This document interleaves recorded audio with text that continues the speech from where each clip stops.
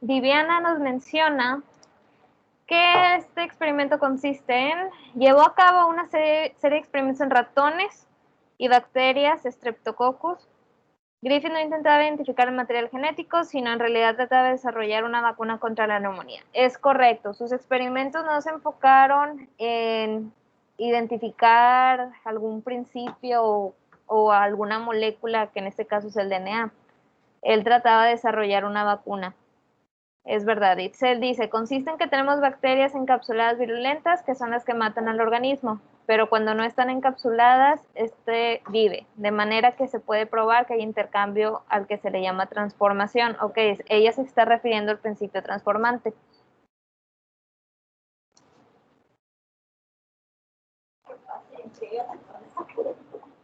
Ok, más o menos tienen la idea. Ok, bueno, vamos a irnos a la imagen. Él observó que cuando había la cepa rugosa, era la no virulenta. En la imagen la identifican como las bolitas de color azul. Estas, cuando eran inyectadas, el ratón vivía.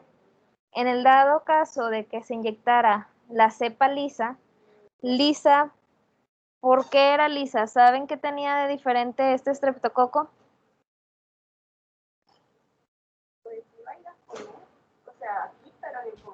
¿No se encapsulaba? La apariencia lisa es por la envoltura que tiene la bacteria. Está envuelta en polisacárido, que es a base de azúcares. Entonces es por eso que tiene esa característica física, esa morfología, que es esta capita lisa, la que es un color naranja. Bueno, cuando inyectaba esta cepa que él identificó como S, que era lisa, es la virulenta, quiere decir que el ratón moría.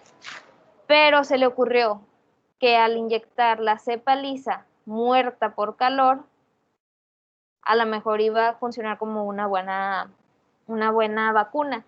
Entonces, al inyectar esta cepa lisa muerta o inactivada por calor, el ratón sí vivía. Pero cuando administró una mezcla de la cepa rugosa y la cepa lisa muerta por calor, el ratón vivía. Entonces, él trató de explicar por qué, si yo le pongo la cepa lisa muerta, que aquí ya me había mostrado que el ratón sí vivía, porque al administrar la mezcla de la rugosa, que tampoco mataba, ahora sí mataba. Este efecto, ¿a qué lo pueden ustedes relacionar? ¿Qué está pasando aquí cuando se combinan estas cepas? Porque si se fijan, la cepa lisa es ahora en forma de estrellita. Si se fijan, ya está muerta la cepa lisa. Y la rugosa que no mataba, cuando se combinan estas dos, el ratón sí muere. Exactamente como dicen Esteban e Itzel. Esto se debió a un intercambio genético.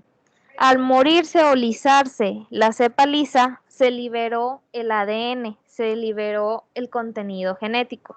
Entonces, al liberarse, este fue tomado por la cepa rugosa y se convirtió en una cepa virulenta. Es por eso que el ratón moría. A eso lo llamó él, Griffith, el principio transformante. Él no sabía de momento por qué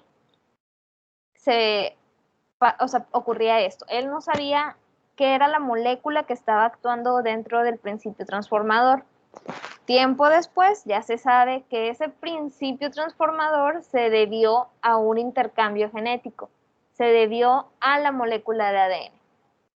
Entonces, ¿cuál es el fin u objetivo de este experimento? O sea, ¿por qué estudiarlo ahorita nosotros?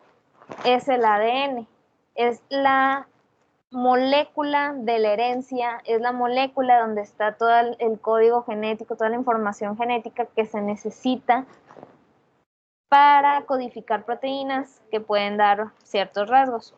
Entonces, es por eso que se va a pasar al siguiente tema, que es el de la replicación. ¿Alguien me puede decir cuál es el objetivo o el fin de la replicación? Por favor.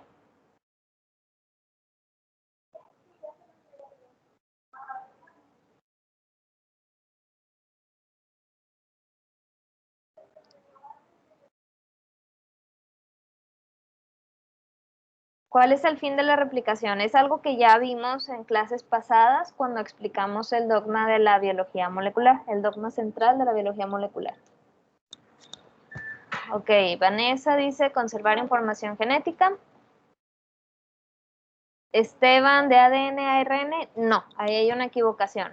En la replicación no se pasa de ADN a ARN. Conservar la información genética, herencia genética, ok. Es hacer dos copias, obtener dos copias idénticas de ADN a partir de una sola. Esa es la replicación.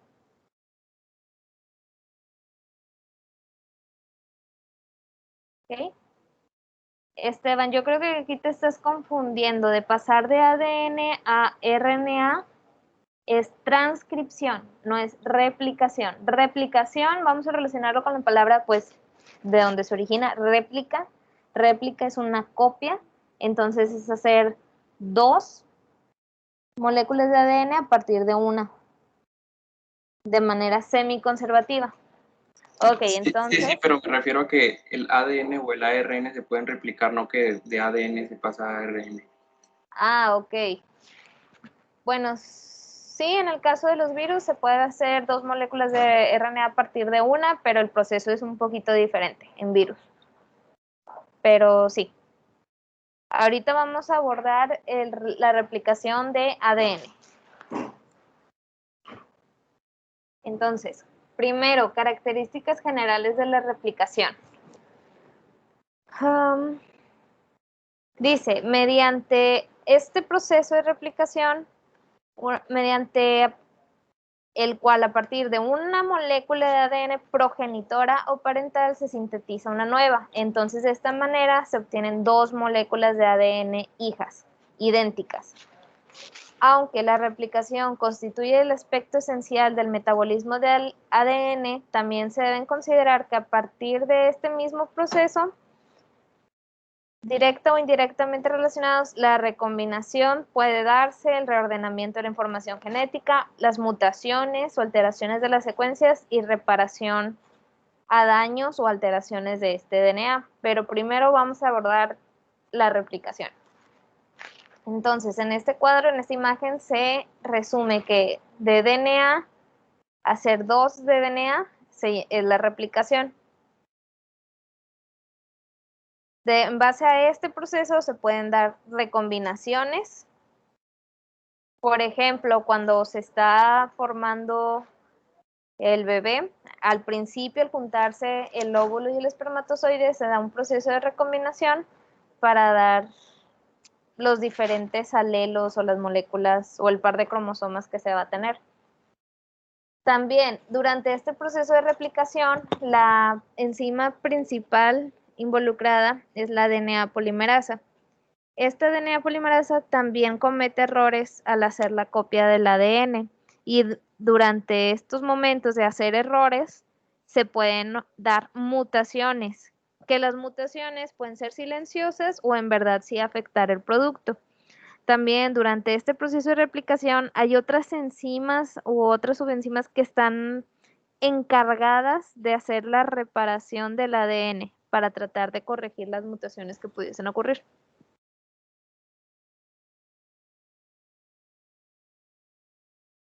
Dice, la replicación se produce de forma coordinada con la división celular. ¿Qué quiere decir? Que mientras la célula va creciendo, van llegando señales que le van indicando a la célula, ok, ve haciendo otra copia de ADN porque en determinado momento se van a hacer dos células. Entonces, una copia de ADN se va a quedar en una célula y la otra en la otra copia de ADN en la otra célula. Concretamente a esta fase del ciclo celular en el que se hace la replicación se le llama fase S, por síntesis. Ok. El inicio de la replicación del ADN obliga a la célula a emprender una división. ¿Creen ustedes que en una célula puedan haber dos copias del ADN? Por ejemplo, una bacteria que tenga dos plásmidos principales. ¿Creen que se pueda dar eso o es forzosamente que cada célula va a tener una copia?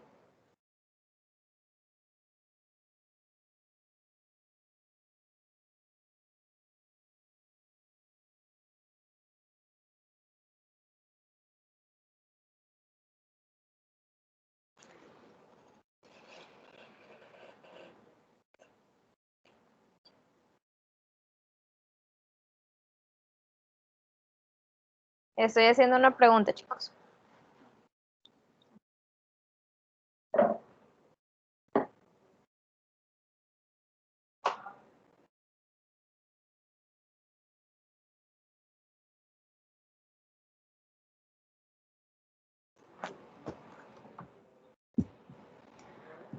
Ok, ¿creen que una célula pueda tener varias copias de su mismo ADN dentro?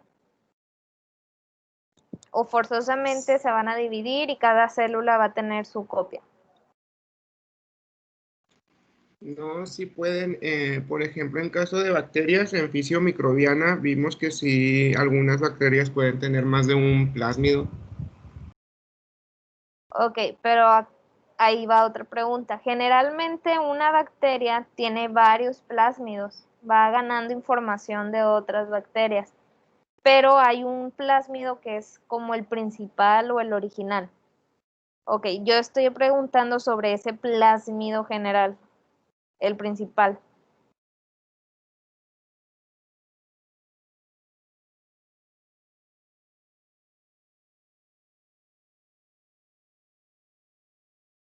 Yo creo que solo puede tener uno, ¿no? No, sí hay casos en el que puede tener varias copias o incluso también hay el caso, por ejemplo, en las células del músculo, nosotros, por ejemplo, son como alargadas, tienen varios núcleos, varias mitocondrias. ¿Cómo son? Es que es algo curioso y es interesante. Quiero que investiguen cómo son las células del músculo.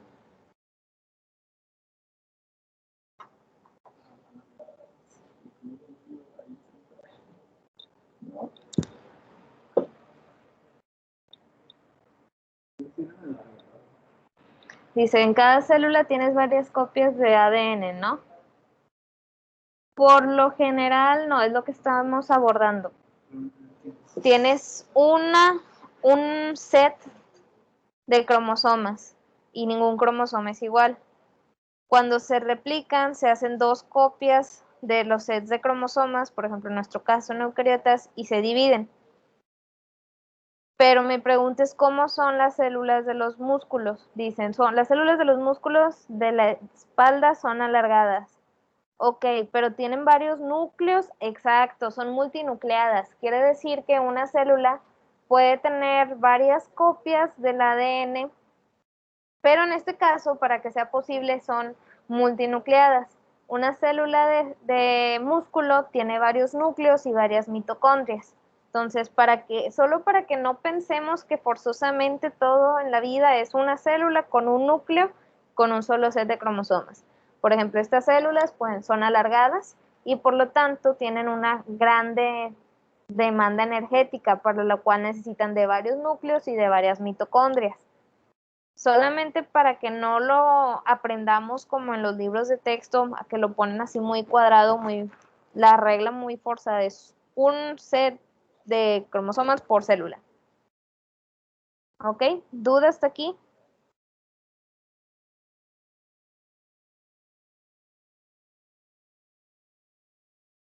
¿No? Bueno.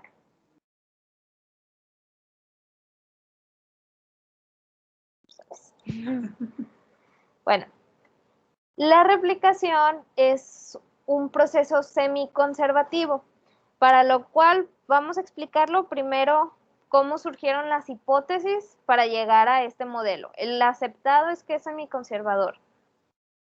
Habían tres hipótesis antes, que era un proceso conservador, que era un proceso dispersante y que era una replicación semiconservadora.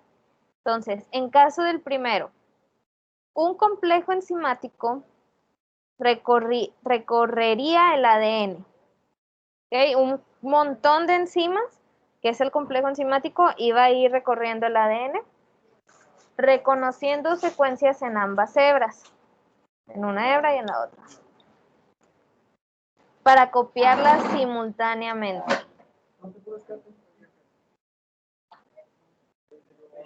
De forma que el ADN progenitor de doble hebra se iba a conservar intacto, o sea, si, suponiendo que este azul era el original se iba a conservar intacto y se iba a hacer una doble hélice nueva a partir de la original. Entonces a este proceso se le llamaba conservador.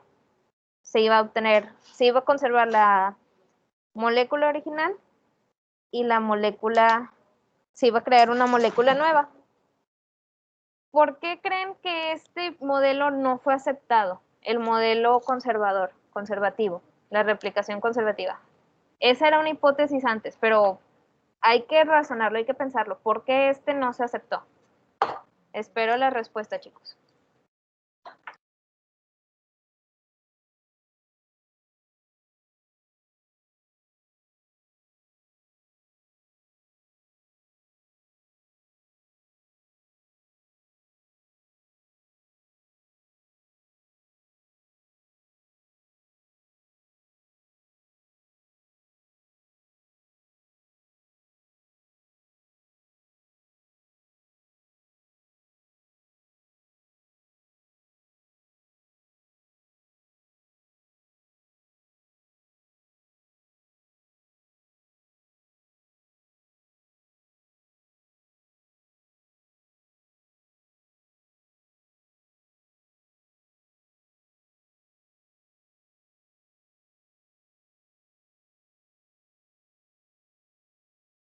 Ok, Esteban dice que porque es innecesario. ¿Cómo? No entiendo tu respuesta. ¿Podrías explicarla?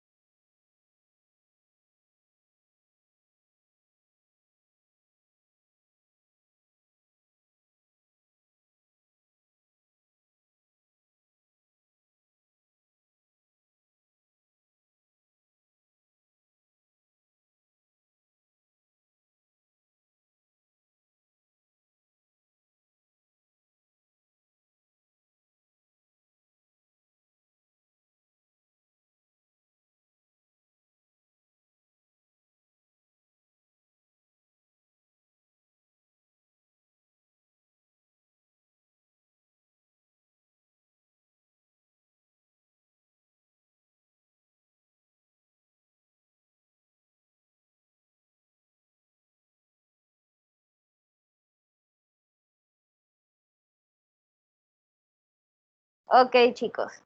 Bueno, yo creo que de momento todavía no sabían qué eran las mutaciones, pero nosotros que ahora sí lo sabemos, sí, este modelo no toma en cuenta mutaciones. O sea, no habría manera de que se equivocara la polimerasa, entonces no se puede. Otra. Ok, otra explicación. Imagínense, ya habíamos visto que la secuencia del ADN era larguísima, que no sé cuántas veces podías ir de aquí a la Luna, que si acomodabas todos los planetas del sistema solar cabían, entonces sí es demasiado largo el ADN. Entonces imagínense que se separaran las dos hebras completamente para hacer dos moléculas nuevas, que una se conservara totalmente y que la otra fuera nueva. Es casi imposible, o sea, se enredaría. Es como imaginarse una bola de estambres así gigante y traten de separar los hilos completamente de un extremo al otro, no se puede. Entonces este modelo, no, rechazado. Luego estaba el modelo dispersante. Dice, el ADN progenitor se rompería varias veces antes de que se sintetizaran los nuevos fragmentos de ADN. Entonces, vamos a ver el dibujito. Está la doble hélice de color azul, que se rompería en varios pedacitos las dos hebras y se sintetizarían las nuevas moléculas de ADN y se insertarían. Este sería el modelo dispersante, sería como tener un collage de pedacería. Estos se unirían al ADN progenitor para dar lugar a las dos moléculas de ADN hijas, ambos con fragmentos tanto nuevos como de las dos hebras. Es casi imposible.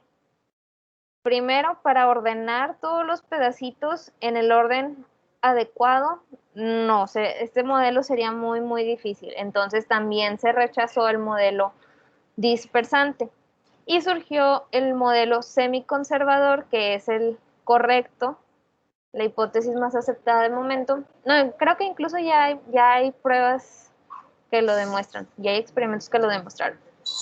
Dice, este es el mecanismo real. Las dos hebras del DNA progenitor sirven de molde para la síntesis de sus respectivas hebras. Entonces, tenemos la molécula original, que es la de color azul, que es la doble hebra, se abre en pedazos, o sea, en partecitas se va abriendo, en bucles. Entonces, en este hueco, aquí se uniría un complejo de replicación y en el otro, en la otra hebra azul se uniría el otro complejo. Y a partir de cada hebra se va a sintetizar una nueva que las ponen de color rojo. Entonces, de manera que las dos moléculas hijas van a tener una parte viejita y una parte nueva. Y así se van a originar las dos moléculas hijas. Este proceso es semiconservativo y es el adecuado. Dice, la replicación semiconservadora del DNA es coherente con el modelo de la doble hélice. ¿Dudas de estas teorías?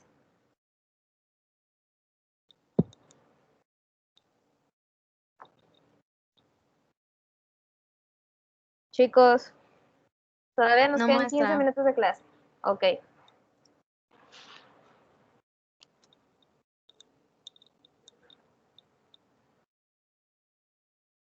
Ok, entonces les dije, ya habían experimentos que demostraban esta replicación semiconservadora. Dice, el mecanismo real de replicación fue demostrado por primera vez por Matthew Meselson y por Franklin W. Stahl en 1958. Es un experimento muy sencillo en el que establecieron, es que se ve bien borroso, déjenme buscar otra imagen.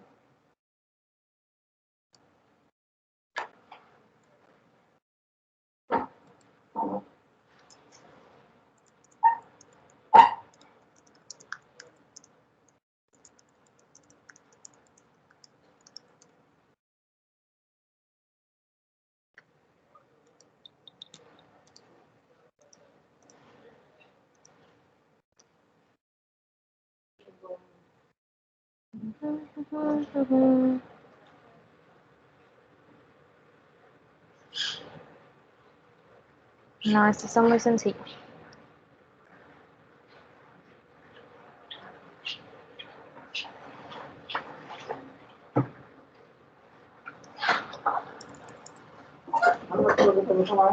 Ok, vamos a ver este. Aquí ya se ve más clarito. Ellos emplearon como modelo de estudio la bacteria E. coli. Y dice, comenzaron cultivando E. coli en un medio o caldo nutritivo que contenía un isótopo pesado de nitrógeno, el nitrógeno 15. ¿Para qué proceso se utiliza el nitrógeno? ¿O en qué moléculas podemos encontrar el nitrógeno? Para empezar estableciendo por qué utilizaron este isótopo.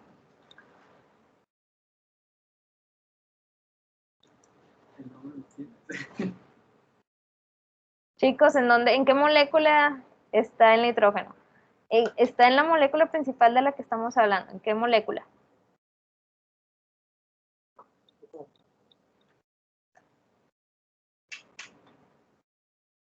Aquí está.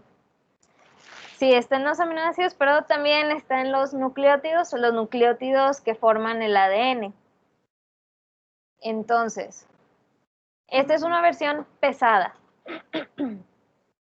Dice, cuando se cultivan bacterias en medio que contiene nitrógeno pesado, estas toman el nitrógeno y lo utilizan para sintetizar el ADN.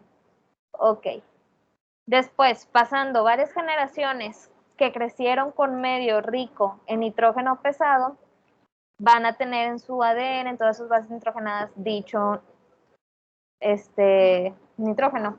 Luego, a las bacterias las cambiaron a un medio con isótopo ligero, que era nitrógeno 14, y se dejaron crecer por varias generaciones. Entonces, el ADN que se produjera iba a tener, si la teoría de la replicación conservativa era correcta, iban a tener una mezcla de nitrógeno ligero y de nitrógeno pesado.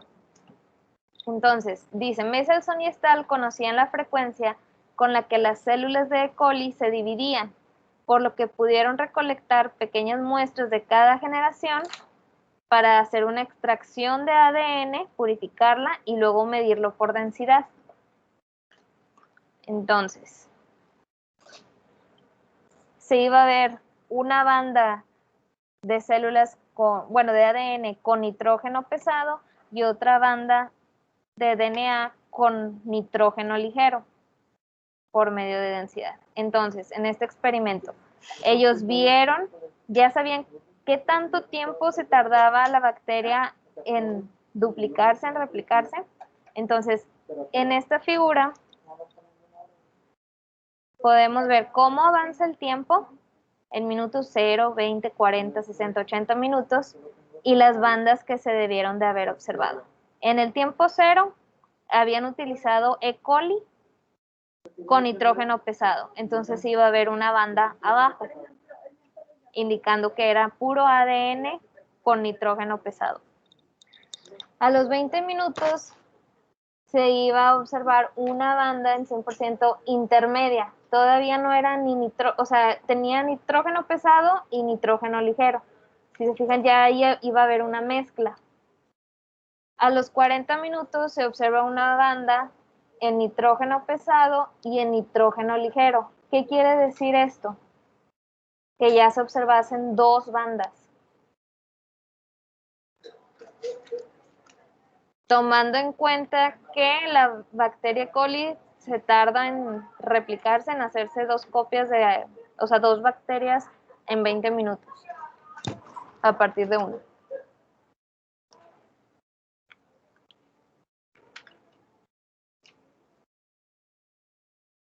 Chicos, siguen ahí, ya casi termina la clase, nada más vemos este experimento y ya la damos por terminada, así que necesito toda la atención ahorita.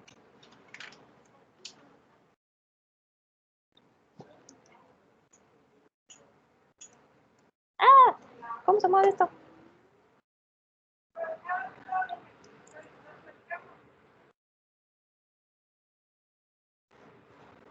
¿Por qué ya se observaban dos bandas en 50% y 50%?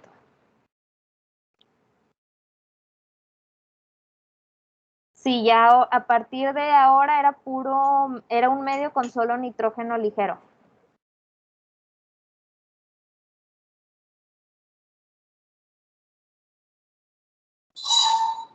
Exactamente, ya se había dividido E. coli. Entonces, ¿qué iba a pasarle a la molécula del ADN? ¿Cómo iba a estar compuesta en proporción de nitrógeno ligero y nitrógeno pesado?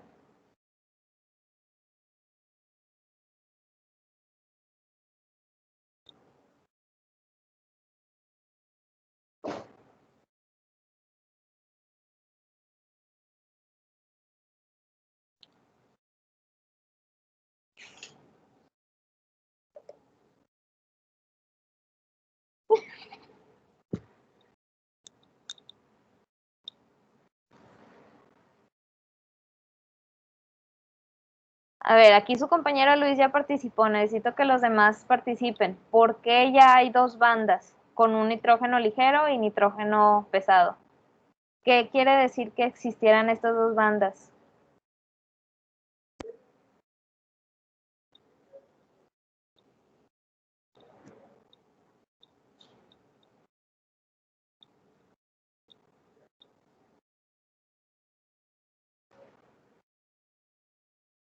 Bueno, chicos, que existieran dos bandas quiere decir que aquí ya se había hecho una duplicación, aquí ya se había hecho otra vez duplicación. Como se pasó de ser bacterias de un medio con nitrógeno pesado, todas tenían nitrógeno pesado en sus nucleótidos. A los 20, o sea, de aquí en tiempo cero es porque ya se pasaron a un medio con nitrógeno líquido, digo ligero. Entonces a los 20 minutos ya era una replicación semiconservativa. El ADN estaba compuesto por mitad con nucleótidos de nitrógeno ligero y la otra mitad con nucleótidos con nitrógeno pesado. Para los 40 minutos se volvió a dar una división celular, que es la generación 2. Entonces, de nuevo, ya van a haber dos en igual proporción los nitrógenos, porque la molécula de ADN va a tener de los dos nitrógenos, porque en la misma proporción, porque es una replicación semiconservativa. Entonces, hasta aquí vamos a dejar la clase. ¿Dudas de este experimento de Mendelssohn y Stahl?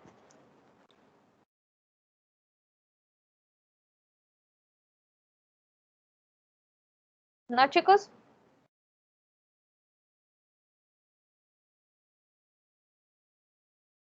Bueno, entonces hasta aquí la dejamos. Si tienen más dudas, le pueden decir al doctor. Igual le voy a comentar hasta dónde se quedaron y pues quedó grabado. Bonita tarde.